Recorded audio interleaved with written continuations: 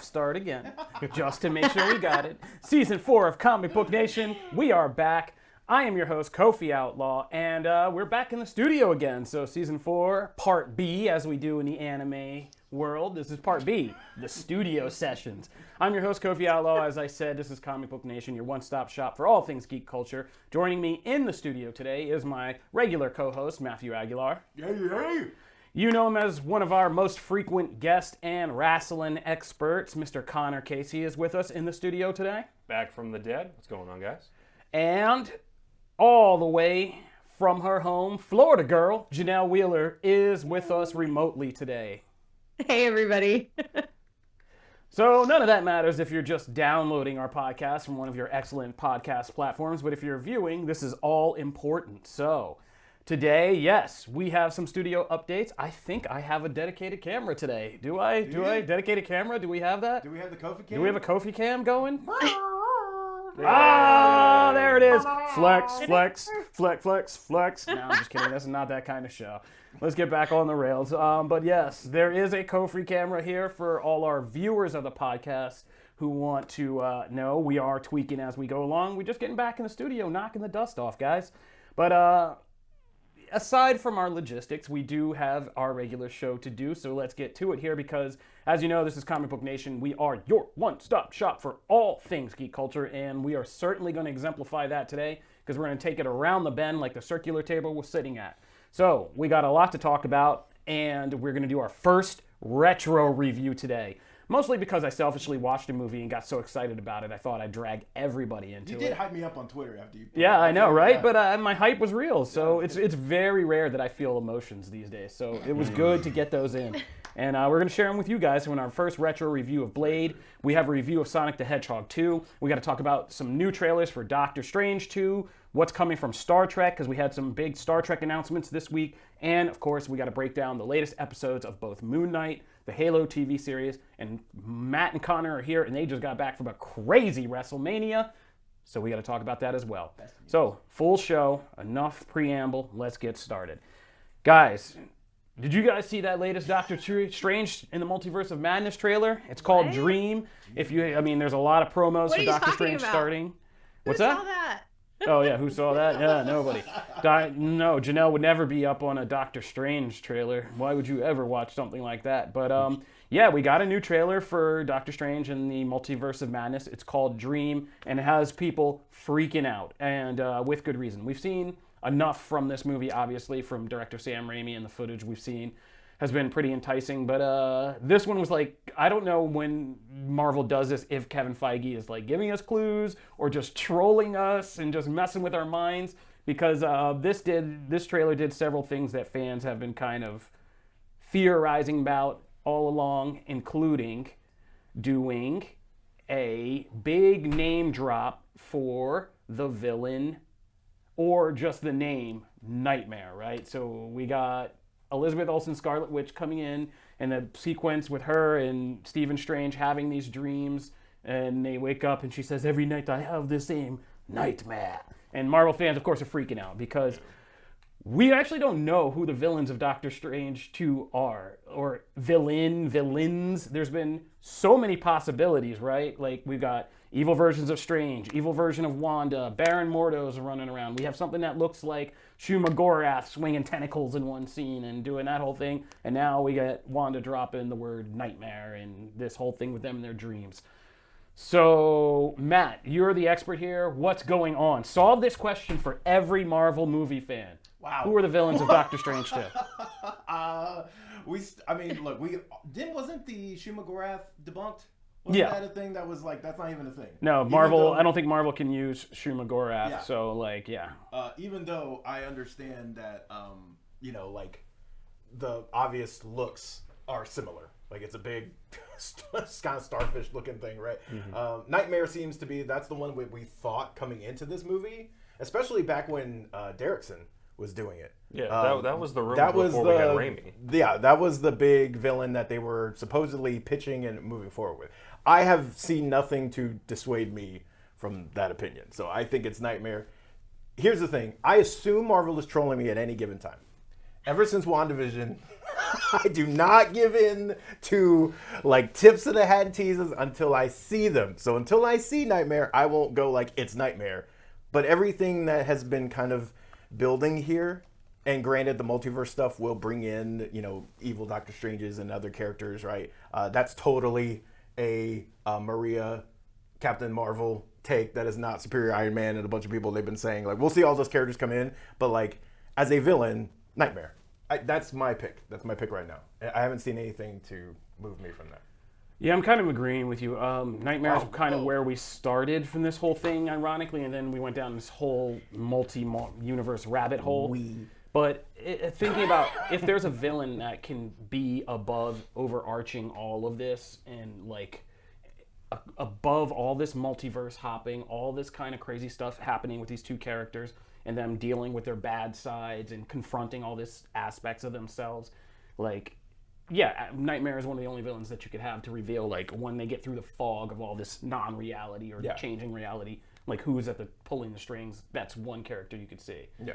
I would love it if we just went right back to the beginning of these rumors and it was Keanu Reeves just sitting there as Nightmare the whole time. That would be amazing. Oh, that would be the best. That would be the best. And people would lose their minds, right? So, yeah. But I feel like Nightmare is the one. Now, I don't know if they're going to Patrick Duffy this whole thing and be like, it would be so messed up if you went through this whole adventure and found out that like most of it is just a dream. Don't do that. It's just, don't Bob Newhart it. No, don't do that. Yeah, it's just a dream. Like, by the way, that's an old reference. Yeah, I just made a Bob Newhart reference. I mean, I Patrick Duffy'd it. Yeah, I mean. Yeah. Okay, wait a minute. Yeah, I'm sorry. A Dallas reference? Who knows of Dallas as much as they know Bob Newhart? There's been a reboot. They had the sequel series a few years ago. People know who Bob Newhart is. Yeah, we're back around. People know who. Trying to who date this is me. Again. Yeah. But people see in the comments. People get that reference. Thank you, Chris Chipperson. They didn't say who they were talking about. They could have been talking about mine. No, I just assume it's me. Anyway, moving on. So yes, Nightmare seems like an increasingly fun possibility for this, and of course, nobody's kind of telling us anything. Like, everybody's kind of demurring. He said both. Yeah, that's a very, very nice. He must have listened to the show and he knows to settle this before it gets out of hand. But Sam Raimi has been doing interviews, and what he said is, well, there's iterations of our characters throughout their multiverse. So if I were to say Strange, and I'm not really supposed to answer this question, but I might be saying Altered Strange. Same with Wanda and Mordo, but I would say at different times, all of the above. So it's kind of a non-answer and an answer and all wrapped into one, which, if you go look back over the footage, there are certain suggestions that like Mordo and Wanda are going to go throw down with the Illuminati. There's clear scenes of them in conflict in that space. And Strange is, of course, a prisoner, and whatever's happening there, he might be fighting them too, just to get out of there. So, and as we visit different realities, I feel like this is going to be a larger thematic point about how all of us have these different sides to us that we have to choose, which aspects of us we are going to feed, that old thing about the wolf. Which wolf is bigger, the one you feed inside of yourself, meaning like if you're bad or you're good, it's which one you indulge and access the most. And so I feel like we're going to see different versions of these people, but again, I'm in with you. Nightmare. All right. Would you guys be disappointed if it ended up just being like evil Wanda? I think everybody's going to be disappointed if it's just evil Wanda. I think we're going to have... Yeah. Marvel will see its first like big backlash if they just throw Scarlet Witch under the bus as like just it's all her fault, I wouldn't be shocked if that was the plan at one point, but I feel like they've backed off that since then. Yeah, going back. Who took the apple from the tree? It's Wanda's fault, And I don't think they should. Don't do what Marvel Comics did. Learn. We're going to talk a lot about this, but learn from what's happened. Don't do it again. But all right, I'm already too deep into this. Anybody else have any thoughts? Matt, have you solved this for us? No, I haven't. Excellent. Good job, buddy. Good job. Mephisto. It's all right, Mephisto. moving on. This is just me because we are your one-stop shop for all things geek culture, except for Star Trek. Then I'm your one-stop shop for all things geek culture. So Star Trek. The rest of you can take a break. Get your vocals ready. Star Trek is back, and we had an exciting week at Star Trek this week because we got a first, the official full trailer for Star Trek Strange New Worlds, the upcoming kind of prequel / spin-off. It's a prequel to Star Trek, the original series, and also a spin-off of Star Trek Discovery, which was itself started as a prequel to the original series. And it follows Captain Christopher Pike, who's played by Anson Mount, a man trying to shake off Marvel's Inhuman stain and get back to some kind of career glory. He plays Captain Pike, and he was the original captain of the USS Enterprise before, he was kind of training his protege, Captain Kirk, to take over. So this is the early kind of adventures of the Enterprise with Captain Pike. Spock is on there, his number one, Rebecca Romaine, and a bunch of other characters. Ahura is when she's just kind of starting out. And this is kind of how they came together as a crew, plus a bunch of new characters. So we got the new trailer, which you can see on ComicBook.com, Star Trek. And this Strange New Worlds, there's been controversy about Paramount and their new Star Trek TV universe about how they've been kind of more leaning into more adult. There's more cursing, more sexual edge, more kind of things like that. There's also a new age of Star Trek exploring kind of the new era we're living in and inclusive and doing more things with more inclusivity and diversity in our cast and all that. And some people, of course, are resistant to this. But Star Trek Strange New Worlds looks like it could be a bridge because it has that very retro kind of Star Trek feel of the original series of exploration and hope and all that. But it also obviously has a little bit more of the modern streaming edge to it. There's scenes of Pike in bed. He's getting some, looks like there's going to be some kind of violent conflict and some other stuff. So awesome. Yeah, Goofy. so I'm jazzed about this. I really liked Discovery, and I liked season 2 that brought in Spock as Michael Burnham's kind of half-brother and that whole storyline. And the new version of Spock, I forget the actor's name. I can't believe I'm blanking on his name right now. How dare you? Yeah, I know. Star Trek people are relentless. I'm going to get for this. How dare one. you? As the person But he did a great job. And so, yeah, that whole vibe with and Anson Mount, when you put Anson Mount in the right thing, like Hell on Wheels or this role as Captain Pike, he is amazing. Yeah, we gotta stop holding Inhumans to anybody. Yeah, like, that was a train no, wreck. Okay? No, he couldn't. Not even he could. There was say a that. lot of talented people in that, and that was a train wreck. Yeah, and I would have loved to see his Black Bolt do something, but yeah. So, Star Trek: Strange New Worlds is coming, but that wasn't all. Star Trek Picard season 2 is happening, and they had to go back and do their Earth back in time thing because of COVID, and they're doing that whole thing this season. But they wanted people to know, like, don't bail out on us. We got something big, so they dropped an announcement trailer for Picard that announced that the cast of Star Trek The Next Generation will be getting together in season 3 of Picard, which is going to be the final season, and they're going out with a bang. It's the final season? Yeah. Oh, I believe I didn't know that. that. Yeah. Again, don't kill me That's if a I'm wrong, shame. but I'm pretty sure I'm right. I always get nervous about Star Trek and Star Wars about saying anything. But yeah, I think this is going to be the kind of climactic outing, and it's going to be Patrick Stewart, who of course he's Picard, LeVar Burton's Geordie LaForge, Michael Dorn's Worf, Jonathan Frakes. I'm sorry, I was excited, guys, when I wrote this article. I said Franks because I was rushing this because Jim came and said, "Get this up," and I was like, "Oh my God," and I ran it up. But it's Jonathan Frakes as Will Riker. He will be back. Gates McFadden as Beverly Crusher, Marina Sirtis as Deanna Troi, and Brent Spiner, of course, as Data. Some of these people have already appeared in Picard. You've had Brent Spiner's been all over it. Marina Sirtis, Jonathan Frakes all appeared and made appearances. But we're getting the whole band back together. Everybody except Will Wheaton. And I wrote up a post about Will Wheaton saying, "I don't know why I'm not there," and he doesn't. But he hosts an after show for Star Trek, so I was like, it would be kind of weird if you're trying to host the after show and pretend like I don't know anything and let me interview people because I don't know anything. And it's like, yeah, that gets weird. So I don't know, but he could come back. Wesley could come back as a traveler at the end. But, that is the only series in Star Trek that I followed. Oh, Next Generation? Rather faithfully out of all the different ones. Mm-hmm. So Picard was always the one I was almost like, I need to just jump into that. And I never did. Well, this might get me to just binge the first season, jump into season 2, because that's now, right? Yeah. And then wait for season, because I don't know. There's a nostalgic thing with if it's on TV, I watch it. Mm-hmm. Like it's the one Star Trek that I have any kind of attachment to. Dude, I mean, you tell me like LeVar Burton, Jonathan Frakes, and Michael Dorn are all coming back like right there. I'm in. I'm like, yeah, okay, yeah.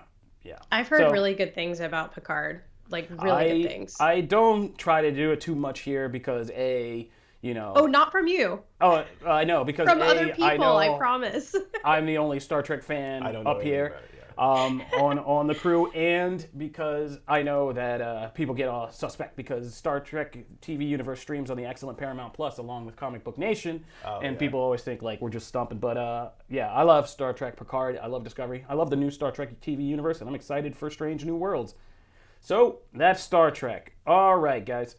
Let's move right on. Oh, quick mention. Man, I didn't put this. I never entered in the show notes, but we'll throw it at you now. Uh-oh. So, you guys remember when we started off the year doing that, will DC or Marvel have the better year in 2022?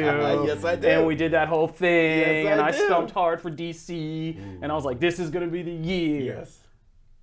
Oh, Well, gosh. Flash and Aquaman got pushed back. That was the first, like, oh no. And yeah, Flash. Woo! It's rough out there, huh? Yeah. So, It's the one I was least excited about. yeah, I don't even know if we have a Flash franchise. I if even we get this film said off, I won't so. believe it's a real thing until Is, it comes out. And man, Is Grant Gustin available? boy, the internet thinks so. I mean, no, hey, no lies. Grant Gustin's tired of the TV show. We need a new Flash actor. If they end, and they already did the crossover in the show, They so did? if this movie ends with a retcon that out of this whole thing, and it would make sense, because if Barry screws up time, and Barry has to pay for screwing up time, if we come out of that and there's a different Barry, or if even if he's like Wally or something, like, I'm not mad at So I have a question. Oh, I have Has it- goosebumps. That'd be amazing. I mean, look, that is a perfect way to get out of this very screwed up Leave situation. this mess alone where it is. Is it already finished filming? Like, do they have all the footage in the bank to then be Oh, able it's to? been done. Yeah, it's been Right. done. Okay. Yeah. So whatever it is, and they could just do a thing at the end. Yep. You can Morbius this whole thing. Oof, Let's just Morbius. I but- don't know how you, whether it's Gustin or not. I'm saying I don't know how you don't do that. You have the characters. Which He movie is more deserves cursed, it. this or Fantastic Beasts? Doesn't matter. I say the Flash. Doesn't I'm matter. excited to see both. Because at least so. Fantastic Beasts had 2 other movies come out. This one has been in development hell forever. It finally got a new lease on life, and then this happens. Yeah. And so we're not too vague. Just Google Ezra Miller right now. Ezra Miller, troubles, police, Assault. assault, Oof, dude. losing it, everything, and you'll get some results. So there you go. Yeah. So I mean, if we're using the Flash to clean up a whole bunch of Snyderverse ambiguity, still, let's just be like pushing out the door at the end, That's what Flashpoint is that kind of melding of universes is really good for. Just cherry picking what you want to say, So- and then DC's done it like. Let's 6 get out of times this in the mess. comics. Let's get out of this mess. All right. So moving right along from Newsflash to our reviews. So reviews today. The first one is I saw Sonic the Hedgehog 2. Was I the only one? I always forget. Were you there? No. No, I just kind of implanted you in there in my mind, I guess. Oh, that's nice, kind of. No, it's because after the movie, we came back here to the office. I brought my son, and he was like obsessed with Connor's Iron Man. See, collection. there I it is. have the coolest desk. Yes, Here's a fact. yeah. According to my 3-year-old son, Connor has the coolest desk in this office, which is saying a lot. That's an endorsement right there. But I saw Sonic the Hedgehog 2, and I will say, as somebody who was pleasantly surprised by how not terrible Sonic 1 was, this is just kind of more in the same. It's not necessarily better. It's not necessarily worse. It's just more of the same kind of thing with an expanded set of characters. Sure. And the expanded set of characters are fun. Idris Elba's Knuckles, they were smart to give this a spin-off because, he is obviously a star. And Idris Elba's obviously a star, but Knuckles is in the way he plays him as this kind of gruff, violent, but he's kind of like weirdly like the Punisher. He's like really kind of gruff and violent, but he has a code and he's like really strict about his code. But he's also like this very kind of, in an almost anime way, he's like Mr. Code Guy, and the rest of the world around him's like, what? Like, who is this guy? And he doesn't understand how overly serious and kind of absurd he is. And Idris Elba plays that so well. And so Knuckles is just hilarious. excited. Because he's just so kind of rough but goofy at the same time. Because he's That's like perfect. looking- yeah. That's perfect. And Tails is cute, and I don't think the movie utilizes Tails as much as it could, but Tails is very cute, and everybody who came out of it was just like, oh God, I love Tails, and so Tails' swag is coming back. It also with helps this that they movie. got the original voice actors. Yeah, that was. It does make a big difference. Yeah. Like it is Tails. So. Yeah. Yeah, and so and the human story and all that stuff is kind of cool. I think it goes on a little bit too long. It is like 2 hours or something, and I think the last set piece there's like 15 different last set pieces that blow up into the big, Robotnik robot till you get there. But it's cool when it gets there. And the final fight, when you finally have like Sonic, Tails, and Knuckles come together, that's awesome. So, Yeah, Sonic 2. I mean, this is going to be a franchise, and it's gonna live on. And I, for one, am psyched for that Knuckles show. So, all important question here. After do people stick around? Yes. Is there an after credits? You got Sonic fans. First of all, there's some stuff in the climax you're going to go nuts for, and you do have to stick around because they set up the next chapter of the franchise, and they introduce. I'm not going to tell you but there is post credits. They go the Marvel route. There is a button scene that is supposed to get everybody getting in the Sonicverse hyped. So stick around for that. You get a free download code for a game. What's that? I don't even know. I hope so. Code. Not in my screening. But no, there's some good stuff that people from the Sonic universe are going to want to stick around and see. So check it out. All right. And yes, Sonic 2. More not terrible content. There you go. What a ringing. Put a bow on it. All right, let's get to our fun little retro review here. Or should we take a break first? And then... Yeah, let's take a break. Let's take a break, pay the bills. And anybody who wants to stick around after we paid the bills, we have a whole bunch of fun coming. We're going to talk about our retro review, Blade, the latest episode of Moon Knight, the latest episode of Halo, bunch of wrestling, and some comics. Comic Book Nation. Stay tuned.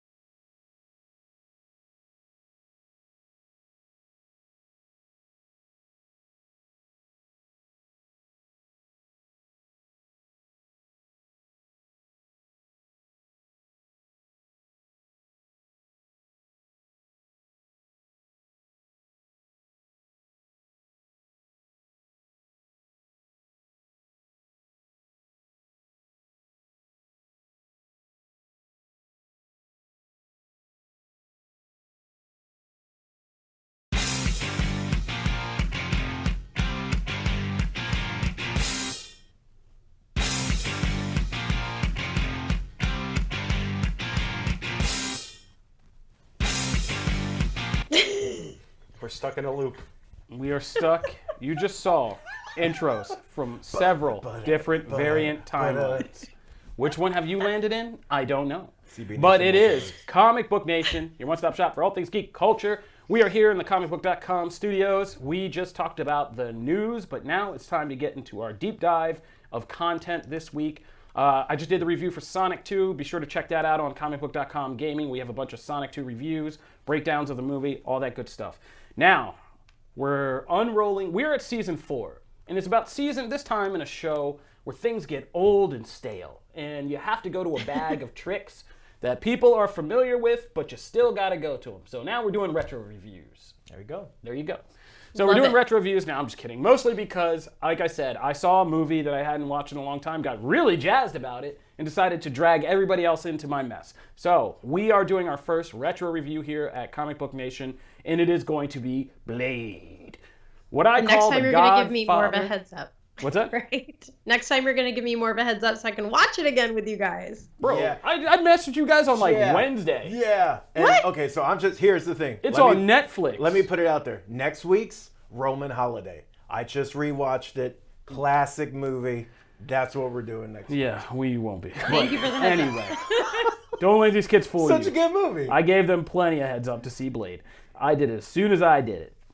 Anyway. Mine said yesterday morning, and I took a 12-hour drive, so... Yeah, it was yesterday. Whatever. You guys are... And by the way, that movie's long. That movie feels long. 2 hours. It feels long. It feels longer wow, than 2 we are hours. okay. So, first of all, starting our retro review with these two complaining about the review. I have to start doing retro reviews because are you two getting out to see Sonic? Anybody here? Hey, Anybody man. here? Hey, yeah. man. Okay. So then we got. Did you want a crying baby there? Because that's who was going to be there. Yeah. Yo, man. That was going to be with me at Sonic.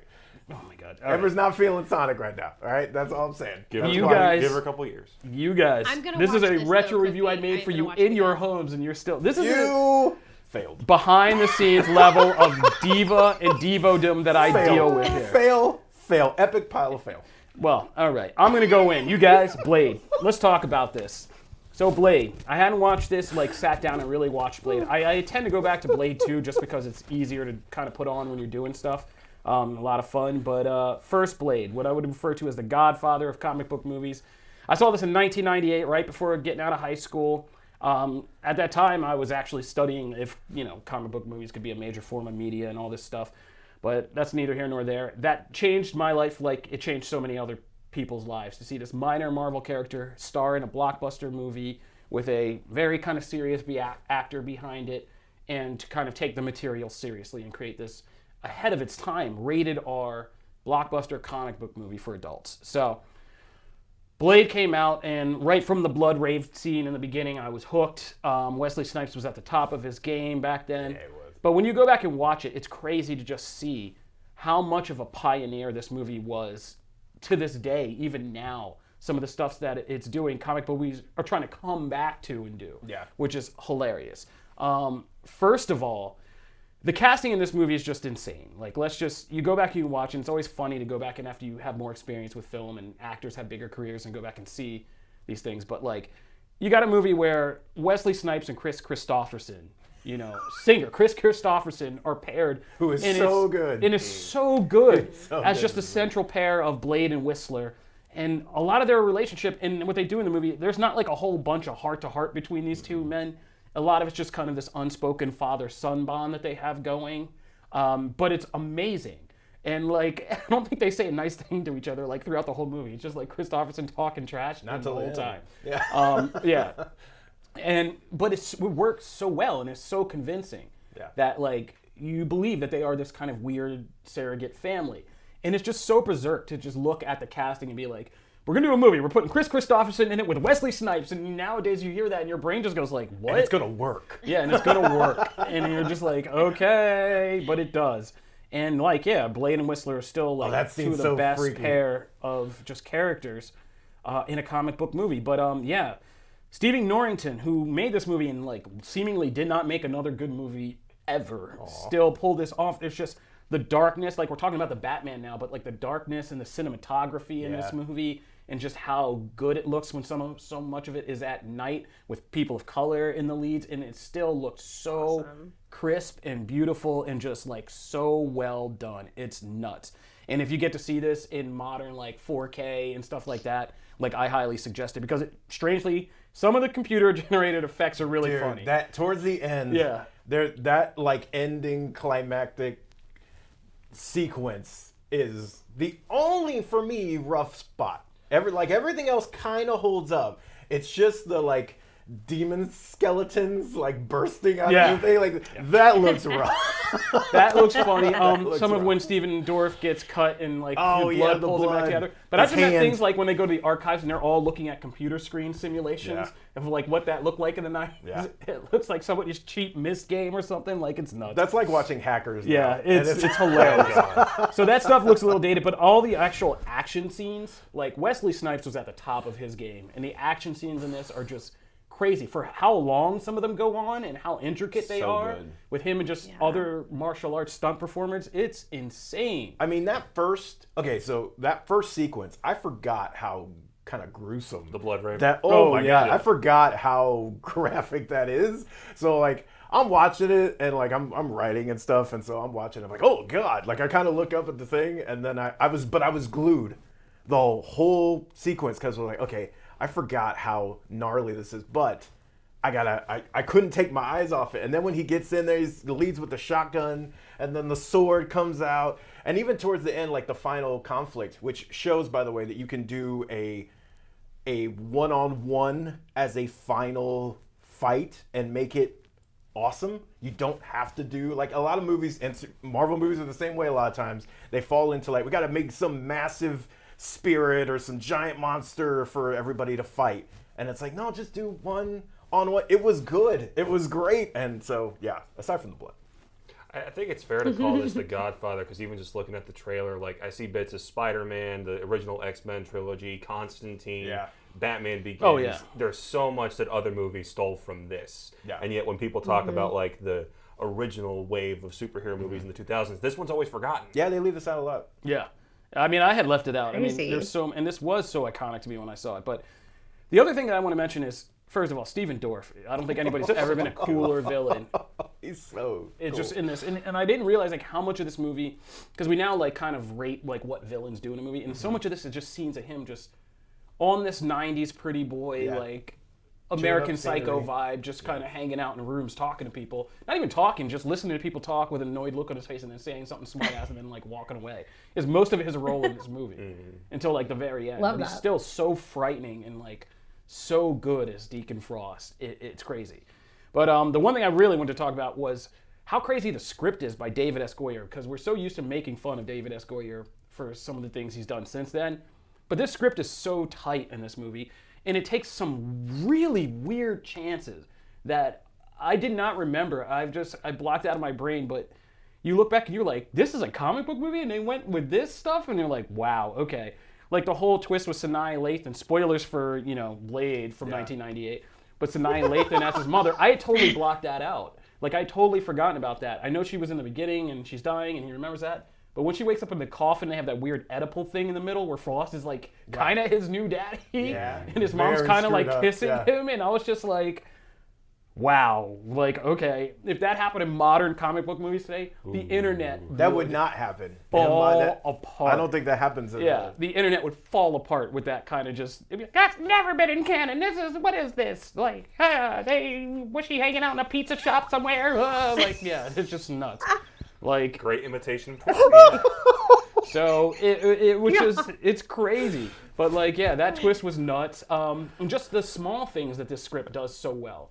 Like Dr. Karen Jensen's such a great. I mean, we talk about like female roles in comic movies, and then you watch like how Marvel Studios went through that whole generation of just making their female characters just like girlfriends. Yeah, and they people are regressed. like, what happened? They Like, regressed to like you watch this and you're like, oh, she's awesome. She's a on top badass. of it the whole time. Yeah. She never really trusts Blade. She's like on top of her own thing. She's like, And she she's saves the one herself. working. Yeah, she saves herself. She's working on the serum. She saves him Saves him. twice. Yeah. Like there's a lot going on here with that character. And then to see, you're right, that first phase 1 set of movies. That's I wonder why that happened. But they even go so far as the minor thing of her ex and that whole creepy thing, like how he lures her down to the morgue in the beginning, things you don't remember. Yeah. Because we were in a different world back then, and now in a post-Me Too world, you watch that scene, you're like, wow, they had that in there. Because she was like a doctor, she had an ex, and in the beginning he lures her down to the morgue to look at a body that's Donnell Logue's vampire, but he's also trying to get back with her after she's made it clear that like, we're done, we're over. And they even bring it around at the end where she gets to beat him like half to death in the pit before that really weird edit of her climbing up the That was thing. a great scene. Yeah, That was and freaky. he's just screaming after her. You also brought up Logue. Oh, my God. Yeah. He is Donnell Logue. so... I forgot how great he was in this movie because he's constantly losing limbs. He loses his hand twice, his arm, and his face is all scarred up, and he keeps coming back. It's so good. He was such a great kind of henchman B character. But you end up remembering him almost as much as Dorff. Dude, I tweeted that, like, it's not fair to every other actor who's had to play a henchman after that. He's so good. That is Donnell Logue that you get to do And that. the way But, he runs away every time, yeah. he's he runs down the thing. It's so good. Oh, man, yeah. Blade, for those asking in the comments, is streaming. The whole Blade trilogy is streaming on Netflix right now, so you can watch all 3. I kind of want to watch Blade 2 now. But don't watch Blade 3. I'm gonna do that. I'm gonna do that to myself soon. I saw 1 and 2, and I really enjoyed it. So I wanna kill my joy. Have I seen Blade 3? Triple H, Trinity? Ryan Reynolds. Triple H, I've Ryan seen- Reynolds. Well, I know he's Jessica in Jessica Biel. yeah. but A beardless Triple H, I don't which think I never ever looks actually right. watched it all the way through. I think I've just seen pieces. It's almost more fun to read the behind-the-scenes story of Blade 3 than it is to watch Blade 3, probably right. because that is hilarious. If you've never, Jim said Blade 3 is great. if you've never heard the book, but the behind-the-scenes story of Blade 3 is amazing. So check I will that not out. take the disrespect of Blade 3. So Moon Producer Knight. Jim What an Viscardi. hard hill to die Even on. when he's not Okay, here. let's move on to something. Janelle, we didn't hear you from you. Did you actually watch just Blade? I said feel so like you're Moon faking Knight. it. What's that? I just said, what about Moon Knight? Oh, yeah. All right. There you go. Like- Let's get to Moon Knight, something that'll make Janelle and Jim very happy. You got to keep these J's happy. All right, so Yes. Moon Knight from one Marvel hero of the night to another. So Moon Knight episode 2 is now out, and the big things that kind of happened in this episode is we learn more about the connection between Mark Spector and Stephen Grant. We learn more about who Moon Knight is and what the connection is to this entity, Khonshu. We get to know the kind of backstory of Ethan Hawke's Arthur Harrow. And, of course, the big headline splash moment Mr. Knight! Mr. Knight made his debut in a very different way than in the comics that people have been kind of debating. So let's talk about some of that stuff. We also got some minor things that I thought were potentially very important for the future of the Marvel Cinematic Universe. Let's start with that. So picking up in the aftermath of the first episode, one of the big things that stuck out to me is they reveal and they make a point several times to hammer it in this episode that the supernatural beasts he's fighting are invisible to the average human person. And I did a spin-out article about this on Comicbook.com Marvel, and I was saying that was a kind of potentially crucial thing because it's a good way for Marvel. It's a familiar trope in comic books, in comic book movies. Constantine made a big thing out of it. Harry Potter did this whole thing about it. But the fact that there is a barrier between the supernatural and quote-unquote normal worlds where normal people can't see this is really important but for the MCU because as Marvel gets into this, it's trickier and trickier to kind of weave these stories into the larger MCU. But saying, the supernatural stuff, it was always happening. People just can't see it unless you're like tuned into this stuff. It allows, Ethan Hawke can say he was a Moon Knight and you don't have to be like, well, where was he? Like, Did they establish that in Doctor Strange, the original Doctor Strange? That mysticism, yes. Okay. Mysticism, yes. So magic, mysticism, yes. It's how Harry Potter rules, but the supernatural creatures thing I think is important. Okay. Because it could be very important to like Blade, Black Knight, all this stuff about you're facing things that people can't see that are in the world around us. So there's that. We found out more about Mark. We met Layla. What did you guys think? I thought this episode was great on a character front. I thought Oscar Isaac, we really did a lot for Oscar Isaac and Ethan Hawke to allow them to kind of just play together and, really establish both how great they are and the fundamental kind of deepness of their characters and why they're on this collision course.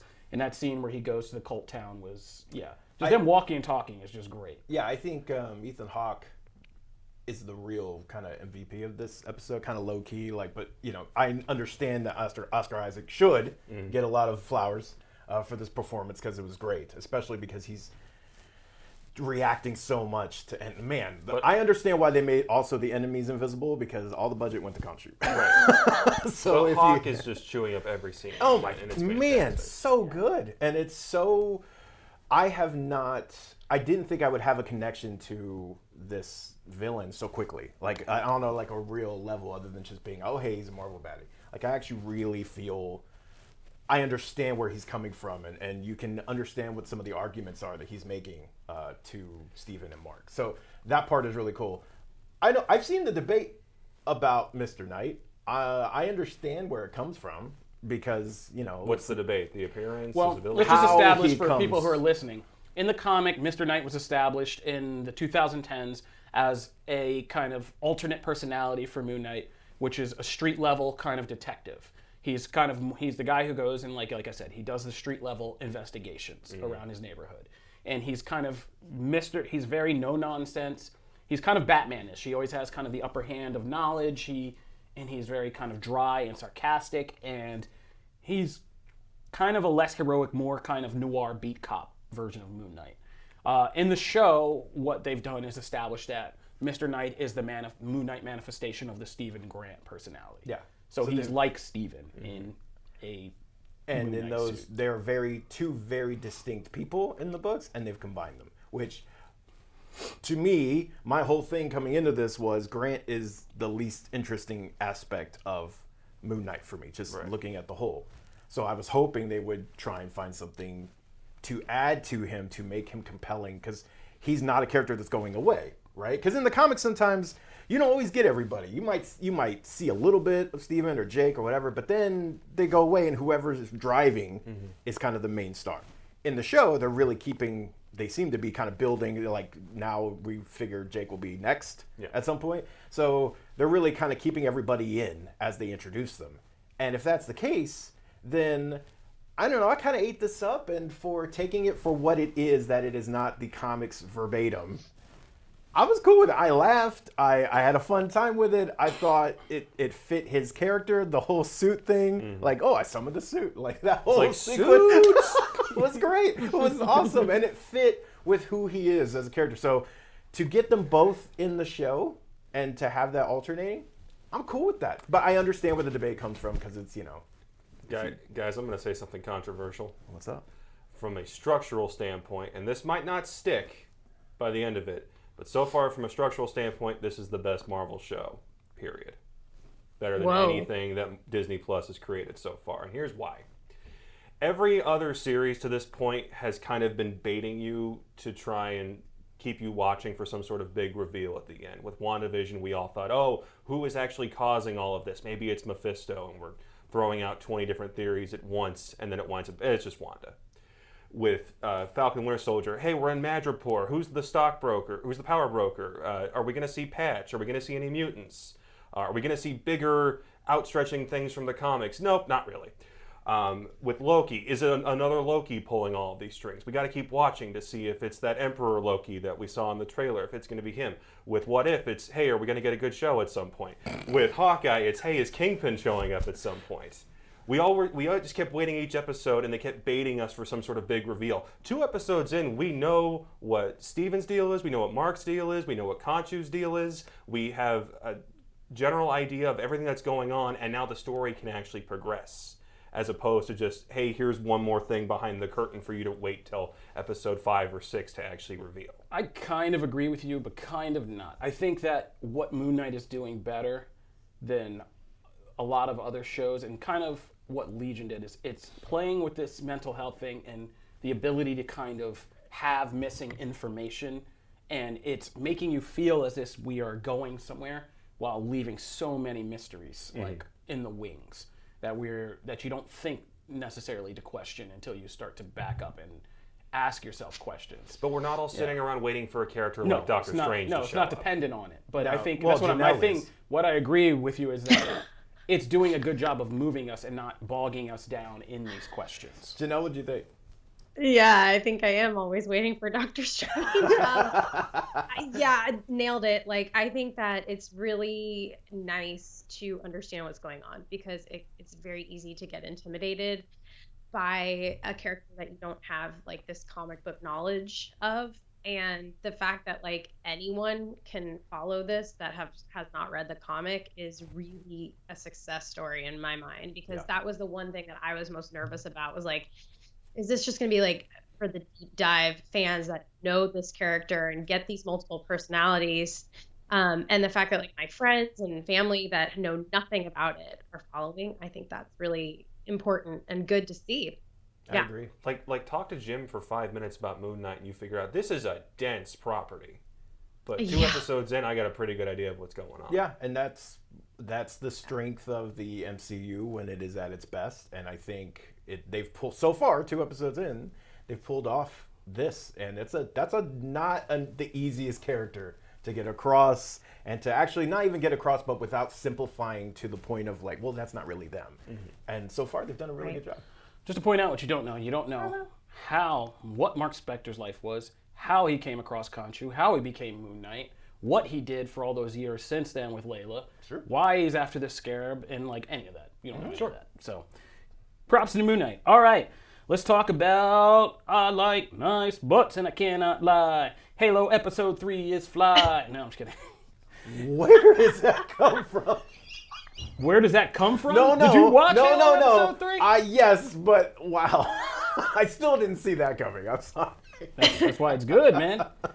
So Halo episode 3, people are asking, where do we sit in the divide? There's been mixed reactions to this series. And, it actually came up in here before we started. Where does everybody stand now that we're 3 episodes in? I will say that in Halo episode 3, I can see where some production things need to improve and some directorial things, but they got a new showrunner, so I know that's coming up. And for what we do get, I enjoy it. I enjoy this expanded, multi-part look at the Halo mythos. It's making it feel more established for me than the games ever did. Agreed. Like, the USMC and the fall of the Reach and the rise of the Covenant and all these secondary characters, I never paid attention to any of them.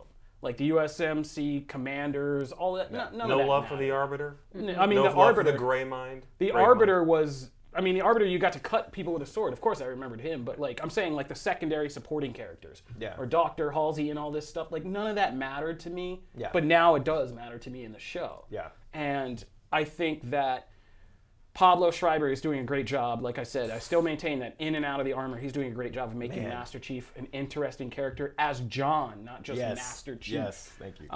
And you know, as a Spartan. And I think that stuff, the character work is very good, and it's nailing that kind of Game of Thrones balance of, you know, scenes of talking and, you know, progression and political intrigue and action. And it has some pretty kick-ass action.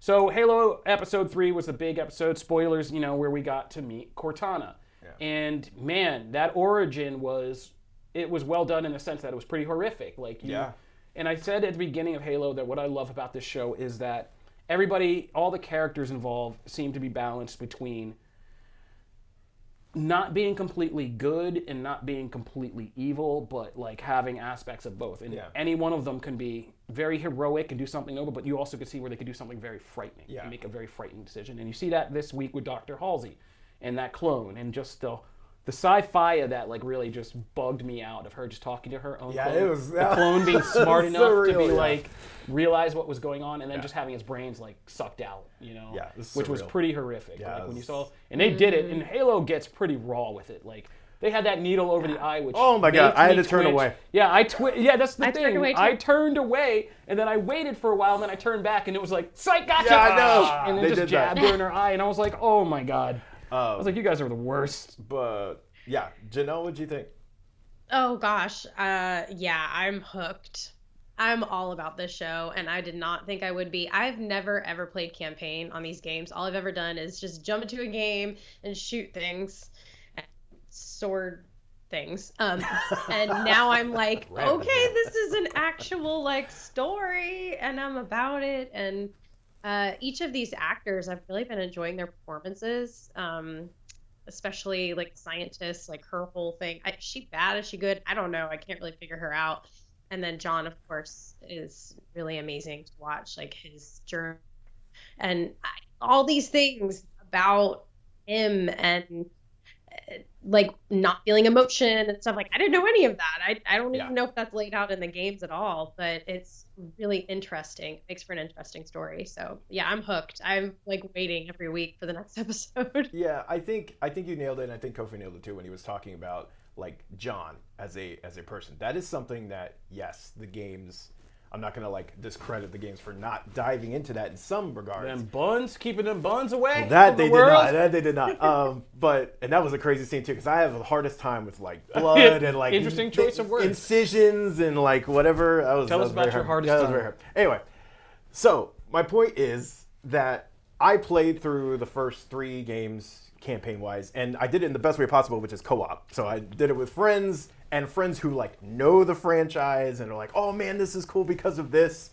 And it never like clicked that way for me. And even just a couple episodes in, when they go to the world and like when everyone starts yelling, the Covenant's here, you feel that in a way that that they have those same things in the games of like, oh man, like they're here, we gotta run. Never felt that sense of tension, never felt that like weight to it. And there's weight to these places. There's weight to these characters because we know them as people and not just a armored badass. And while Master Chief is undeniably cool, I never felt any kind of connection to him as a person or why I should care, you know? And Cortana was always fun. Their relationship was always fun.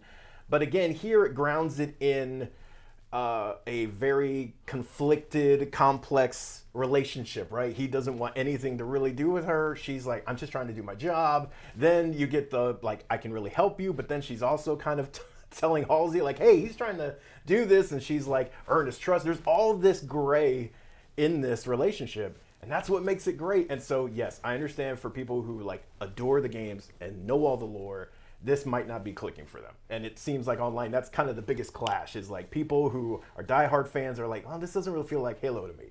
And for people like me who aren't diehard fans and who are kind of always wanted to get that hook, this is doing it for me. Like, I am in on this show. I will finish it. Look forward to season 2. I'm excited. It actually makes me want to go play a Halo game. And ultimately, at the end of the day, that's kind of the whole dang point, right? It's like it wants to get you into the universe. Yeah. Yeah, this has been the greatest launch pad for Halo Battle Royale that I've ever seen. So, make it happen. 3-4-3. All right, so we like Halo. We're against them. We're against the grain on this. We are liking Halo, and not just because it streams on the excellent Paramount Plus. We can find a mountain of entertainment like Comic Book Nation. But it's because we just like it. All right, Matt. Now is your portion of the show. Take over. By the way, Paramount Plus also has endless episodes of Bar Rescue, and Bar Rescue is great. All right. Taking back control from Matt, we're going to go in and get to some wrestling. I want to give you guys time to do your Wrestlemania recap. So Matt and maybe Connor, bring some sanity. What happened that broke the internet at WrestleMania 38? Kofi, you can't ask me to bring sanity to something that makes no sense, and that's what wrestling is. Boom. But yeah, guys, I am back from WrestleMania 38 down in Dallas. Had a lovely weekend over at Jerry World to watch 2 nights of action. Also got to see a little bit of Ring of Honor. Probably the best tag match I've ever seen live was FTR versus the Briscoes. If you haven't seen it, it really is that good. As far as Mania goes, Matt, because you were sitting right along here at home watching it, helping out with the coverage. The big story coming out of it is Roman versus Brock. Again, part 5. This time to combine the WWE and Universal Championships. Now, Matt, I'm not going to lie to you. I have seen this match in a cage, and I have seen this match when fans rage. I have seen it amongst the laymen, and I have seen it with Paul Heyman. And I gotta tell you, there was nothing in this match that I hadn't already seen, and I have been working on that rhyme all day. Have you? Best It doesn't believe come across at all. I had been working on Who that. are the top 5 rappers of all time? Dylon, Connor, and Connor. So what's funny is this photo right here of Brock working the arm. That is honestly the loudest reaction the entire match got. And do you know why? Because it was the only thing we hadn't seen. Also, he legit hurt him. And he legit did hurt him. The problem with this match was that every other match they've had, they just spam finishers. They set the game settings to where you just have an infinite amount of finishers. You can break them out whenever you want. I don't know what game does that, but that's what they had here. All they were really focused on was that visual right there of him holding up both championships. There was nothing I saw in this match other than a Kimura for 5 seconds that I hadn't seen before. And I think because that injury, it took away from this match. And when it just was a very matter of fact, oh, it's a win. There's no Dwayne coming out at the end to tease something for the future. The energy was kind of sucked out of the room. It was really kind of that's it. That's all we got after 2 nights of this. Yeah. And that was kind of a letdown. Yeah, I can see why that was. I even said coming into this, the match was not what I was looking forward to. No. It was the story. It was just like, hey, get him the titles, throw a twist in. There was no twist. There wasn't a twist. But he got the titles at the end of the day. And I was like, maybe that comes from someone who's like, WWE swerves at the weirdest times. And I was like, oh, don't do that. Don't take the titles off and don't kill it now. That would be the big shock. And everyone would be talking, but for the wrong reasons. Mm-hmm. Here, it's a little deflating because the thing you thought would happen happened. But I'm okay with that because that's ultimately what I wanted coming out of here.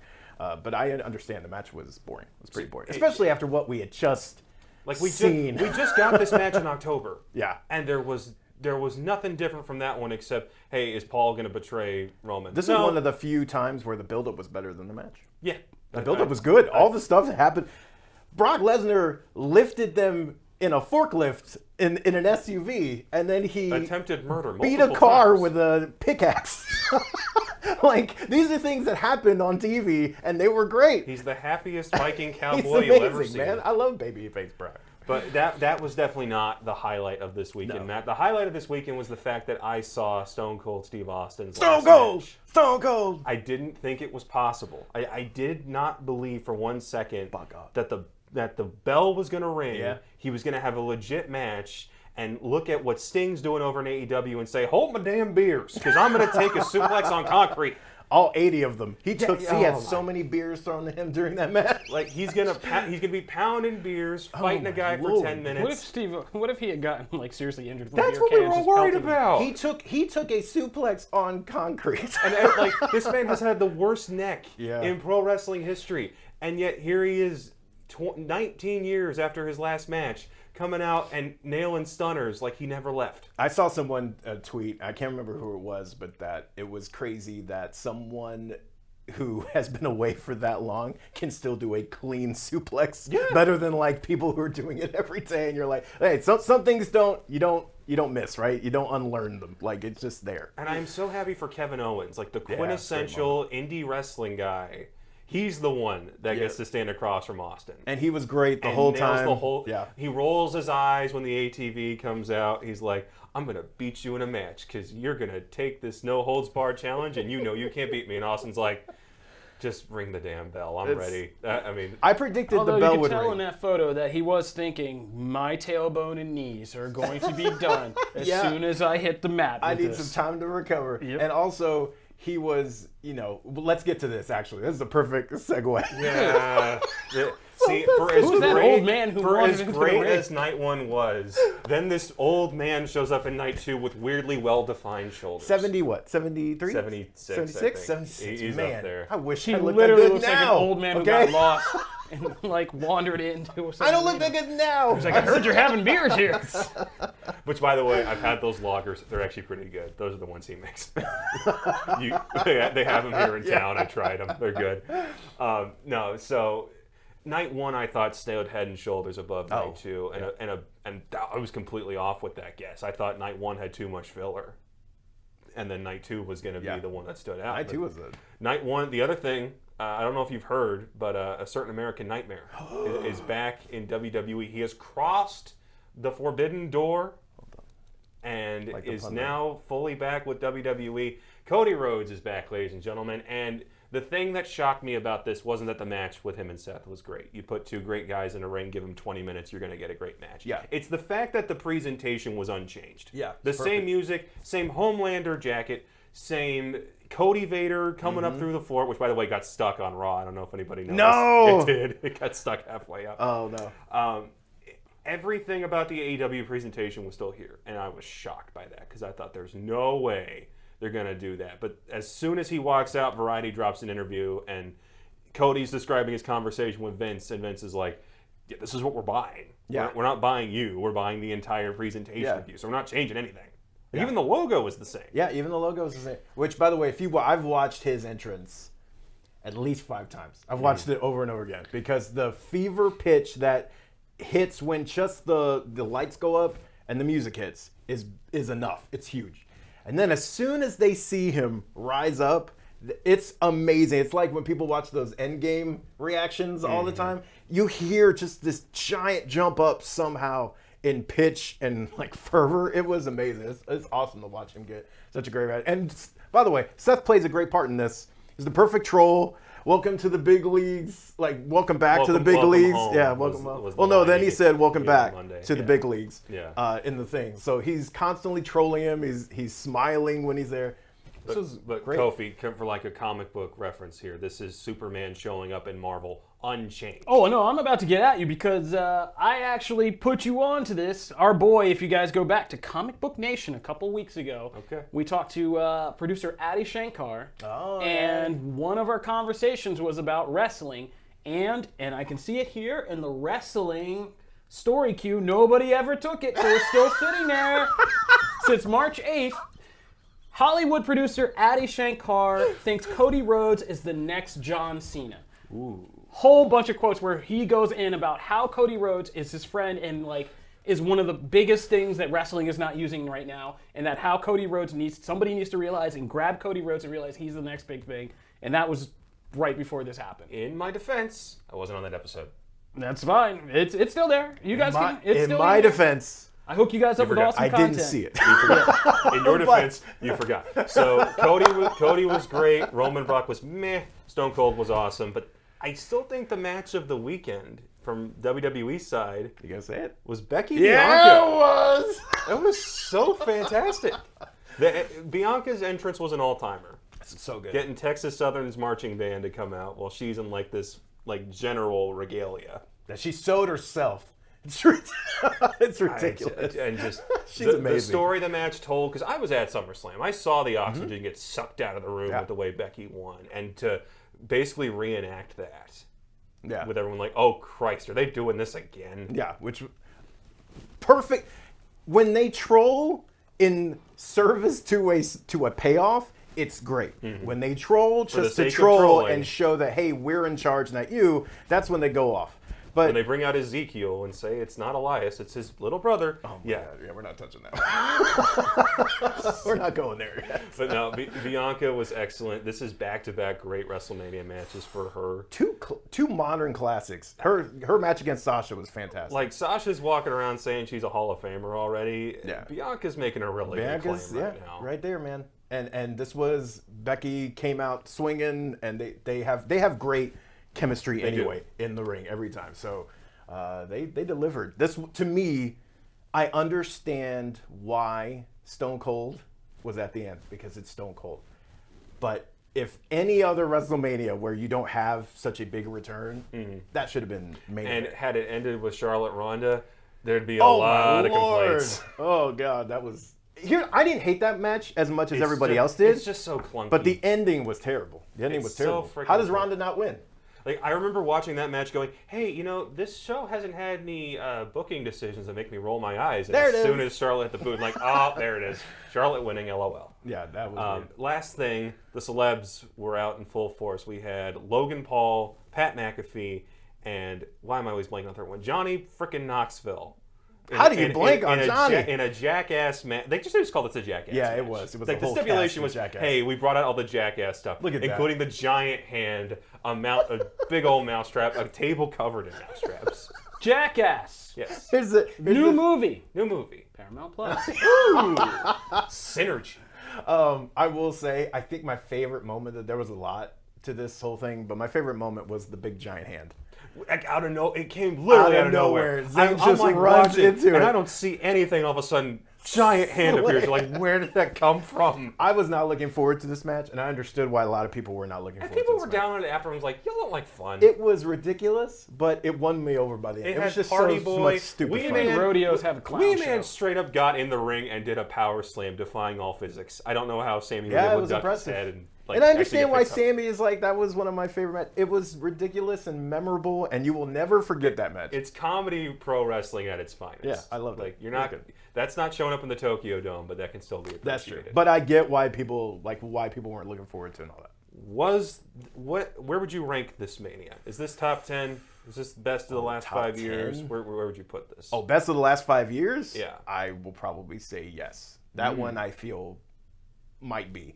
That one, 10, I gotta weigh a bunch of stuff. I don't know. I don't want to throw that one out there and go like, well, no, not really. But of the last 5 years, there have been some duds. There's been some stink. I will put this, like, I think very highly of WrestleMania 35. The length is the big complaint with that. Yeah. When you watch it in a manageable amount, Yeah. it is really good. I compare this to that one in that the main event, the visual is there, but the match itself isn't great. But then it also has a moment that you're never gonna forget. Yeah, and there's just so much of that though throughout this whole thing. Right. I just don't think. I mean, even the stuff we didn't talk about, Edge and AJ Styles was great. I mean, the women's tag match was actually really good. Like, there's a lot of other stuff that was really solid quality, and then you get those big pops. I mean, Stone Cold coming out, it's just not. That's something you're never gonna forget. Yeah. And having a match and all that, that's, I don't know. So yeah, Kofi, Jim this is one of, Miscardi disagrees with you on the Edge match. well, Kofi, this is one of those few wrestling segments where I'm not coming out of this being like, Kofi, wrestling's bad and you should feel bad. No, this was a weekend where wrestling was great. No, everybody was lit up, man. It was good to really see did. wrestling Twitter going off and everybody was About having fun. about positive good things for a things. Everybody change. was having fun. It was good. Yeah. Yeah, I love when Twitter syncs up the right way. It's really fun. And wrestling Twitter was fun this weekend. So yeah, shout out to that. All right, Matt, you got to keep going, boy. Oof, all right, we got a lightning round these. I need to call you boy. Sorry. Oh yeah, I didn't even notice. Not bad. Hanging out in Nashville. I don't know where to go from now. All right, X-Men Red. X-Men. Too much. Yeah, X-Men We're Red, getting into vague number racism one. for X-Men. Oh, Here we go. No. X-Men Red. Janelle, this is your time to shine. Vague racism and X-Men. Here we go. Split up the teams again by color? Yeah, so we're going to talk about the new comic, X-Men Red, launched. I don't know why I'm talking about a comic here. Why not? No, do it. I know, I'm in it now, so I have to. Yeah. But, this is usually Matt's beat. But X-Men Red, so spinning out of the events of kind of like still in this House of X, Dawn of X era, we're getting to the next phase. We did the 10 Lives and Deaths of Wolverine, and now it's for what came next. We did Immortal X-Men, or as I like to call it, a talkie. Yeah, we went through that whole thing. So we got a new Krakoan, the next Krakoan world order established. Quiet Council doesn't trust each other. Everybody's stabbing each other in the backs. Some people are like, F it, I'm out and I'm going to Mars, as one does. So Magneto is like, he's out, he goes to Mars. Storm has been ruling Mars. In one of our favorite, the X-Men annual, there was this beautiful X-Men annual where they terraformed Mars with all the mutant powers, and from the mutants of Krakoa and the mutants of Arakko from Ten of Swords, it's all connected. And now the question is what to do with all these mutants from Arakko who are just hanging out on Mars, because they're barbaric, right? Like they're basically like apocalypse on crack. In terms of how they live life, in terms of might makes right and all their crazy customs. And Storm has been trying to rule this planet and keep it together. And now Abigail Brand and other people, everybody's kind of coming in with these nervous agendas for what to do with Arakko. And they want to establish an X-Men group there to kind of, maybe give this thing some heroic focus, make it look a little better. And this first issue is all about the politics of Arakko and hanging out. And I'll say about X-Men Red is we came out of Ten of Swords saying, well, Ten of Swords was kind of not what we expected, which we expected a big, just bloody sword fight. There was like a lot of politics and, politicking and stuff like that. We did love the Arakko mutants and that whole mythology about them and, what's going on with them. And just the characters we met, from Iska, the Unbeaten, to I forget his name, Tarn, the Uncaring, all these crazy new mutant characters. So this is a book that puts that into focus. And I'm down with that because I like the Arakko mutants maybe a little bit more than I like what's going on in Krakoa right now. So I like being there. And they took good characters that we know to kind of guide us through this. Yeah. Like Storm is a badass in this, and it's really interesting to see her dealing with all this. Because I love whenever we get gritty Storm and we get to get kind of a Batman point of view from Storm's head and see what she's dealing with and all the things from just how many knives she keeps on her to how much of a badass, smart person she is. And her doing this is interesting because it's like Storm figuring out her new place. She's not a goddess, she's not a queen, she's an Omega mutant, and what does that mean? Magneto, we're getting a little bit different Magneto, so that's interesting because he's kind of just tired and kind of lost and over it. But of course, he's not done. You get Abigail Brand in this book, who I love. You love Abigail Brand, and they even found something fun for Sunspot to do, right? Which is of course he runs a bar, and of course he runs this kind of almost not underground, but kind of this network. Yeah, and it's a perfect spot for him. Hey, Spot. Yeah, there you go. Pun work. And so even Sunspot works. And as Jim points out, this is probably the most accessible thing that new readers looking to get in on X-Men can jump into. Because it's a whole separate planet, a whole separate thing that they've started, and it's new, and it's still taking shape. So that brings me to, Janelle, what did you think of this? Because I know the X-Men books aren't your favorite. I'm hanging in there. I'm still doing it. There's just a lot of backstory you need to have, and even though I have now read quite a bit because I've been assigned it due to the podcast, I'm still struggling to know everybody's backstory. I will say that I'm with Kofi. I do like Arakko better, and I am interested in what's going to happen in the story. This is definitely not one that I hated, but I'm still. It really, X-Men is its own thing. It's just, you got to wrap your head around it. And I'm slow to the punch, but I feel like I'm getting there when I follow. When I see a character that I recognize, when I see a Storm, I'm like, okay. Yeah. Start it gives you here, a landmark. Yeah. Yeah. I get that. I will also just shout out Thunderbird has a great moment in this. Oh, yeah. There's some, but again, Janelle's right. You have to understand Thunderbird to understand. I'm just going to say I've been in and out of X-Men since the whole Dawn of X House of 10 thing with Wolverine. I did the X-Force annual. Yeah. I'm just waiting for the Krakoa saga omnibus to as be a whole thing. Yay big. You got an Age of Apocalypse. And I'm just just give me this so I can read it all I understand at once. that. That's fair. Also, Thunderbird, if you are intrigued by what you read in this, has a giant-sized one-shot coming out by AEW writer and wrestler Nyla Rose is co-writing that. That'll be out next month. For me, the Thunderbird thing stuck out, but also I think Kofi put it perfectly. So we're going to move on to Batman, number 122, Shadowboar, part 2. Here's the thing. Matt didn't let me read this. Here's the thing. Everybody knows. I gave him well in advance warning. I gave you multiple. I gave you a week. I gave you multiple. You gave me a day, and I watched the whole movie. I gave him a week, and he didn't read one comic. I haven't finished. Just like to put that out there. Yet, so don't look at me. They're missing the context that you control my DC access. I have to go through you. So, Batman 122, second part of Shadow War. Look, I enjoy when Batman is almost a side character in this kind of story. And I'm cool with that because we read a lot of Batman on the show. There's a lot of Batman books out there. So if you can keep him in the mix, which he is, he's still a vital part of the story. But most of this, like this issue is mostly, I will watch Deathstroke fight alongside Prometheus all day long. Is Rage dead again based off this cover, or is that a lie? It's complicated. Okay. But all that stuff though forms the kind of foundation for this story. Sure. All the Talia stuff and Bruce, all of that comes into it, and I like that. We also have Robin and, oh my God, Ravager. Thank you. I kept wanting to say Raven. Ravager kind of doing their own thing. There's a lot of different parts, but they're all compelling to me, and they're all fun. It's just like a bunch of really slick-looking fighting, and I kind of like this underground saga. And so I dug it. It was also, I read this after X-Men read, so it was a nice change of pace from such a, diving into all that dense stuff. What did you think?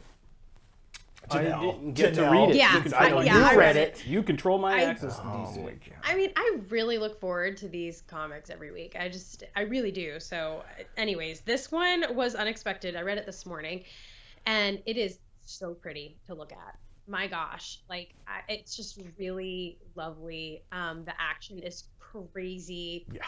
And I did not read the first issue, even though Matt told me I needed to. I did not have time. And I followed everything. I understood what was happening. I didn't need that, prior knowledge. And I really was into this story, Ra's al Ghul, and just, it was really cool. I feel so weird spoiling comics. Oh, it's fine. I know, but it.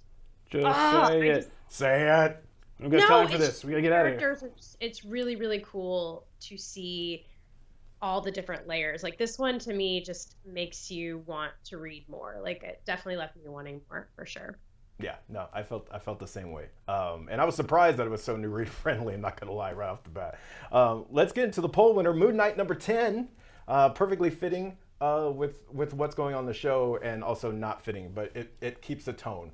It has a similar tone, so I feel like people who go from the show can jump into this series, and they're gonna get new layers because this one goes way deeper into the character and his mythos and everything. But this one also was just, I love how this book takes villains and paints them in a different way. And I like his supporting cast is really filling out. Moon Knight has had certain characters that are very standby, but has lacked a lot of extended characters that you care about. And this is doing a really good job of not just throwing in some people into his rogues gallery, but bringing some people back. It's gorgeous. This book is one of the best looking books that Marvel puts out every month. I really dug this. If you've been following along, I think this is great. Yeah, I mean, this one was a lot of fun, and this new Moon Knight series has been really spectacular, and it can be easy to kind of get caught up in whenever Marvel's doing something with a show or a movie to kind of influence what they're doing on the page, but they're doing something that is distinctly its own new kind of Moon Knight story, but also very fitting, like you said, with where we are with the character on a kind of mainstream level. And this was good. It was kind of an investigative thing with a conversation. It had a twist. And the Waxman stuff was awesome. Yeah, and it had Moon Knight doing something really kind of sadistic and messed up at the end, which is kind of fitting for his character. He lives in the gray, right? So I think that's a good fit. What do you think, Janelle? Oh yeah, I mean, beautifully said. It's just a fun book, and I'm really just shout out to everybody for voting for Moon Knight. I'm so glad that everybody's kind of voting with the shows. Yeah. Because it helps me. It really helps me to read more Moon Knight, to understand the TV show. We should all be kind of doing it together. I agree. Last one, because I know Janelle is always excited like me. Captain Marvel Annual. I am curious. This one actually jumped back and touched on some characters and some stuff from previous runs. So I ended up really liking it, but I'm actually curious what you thought, because I don't know if you had been able to see some of those characters kind of come in. Yeah, I read this first. Okay. And I read it like on Tuesday. I will say I can't really remember very much about it. It wasn't like super memorable out of the group, but it is fun. I just remember that every time I read my Captain Marvel, I have a good time and it's fun.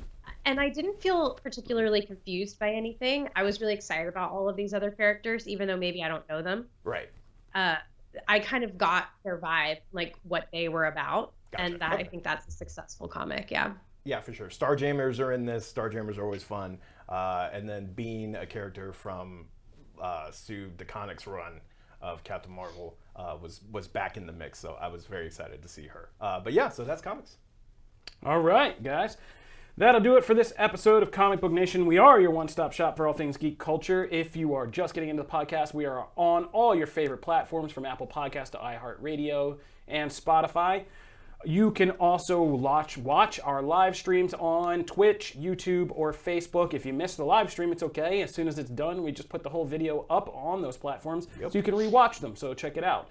If you want to follow the show and keep up to date with everything from news to what we're going to be doing, you can always follow us at Comic Book Nation. You can follow me at Kofi Outlaw. You can follow me at Matt Aguilar CB. You can follow me at Connor Casey CB. And you can find me at Janelle Wheeler. All right, guys, and if you want more about what we talked about and more in-depth breakdowns, analysis, Easter eggs, and breaking news, it's always over on Comicbook.com. We can find all of these different kind of geek topics explained by our wonderful staff. Otherwise, we want to thank you guys for tuning in today, and we will see you next week. This is Comic Book Nation. Have a good one. Peace. Later.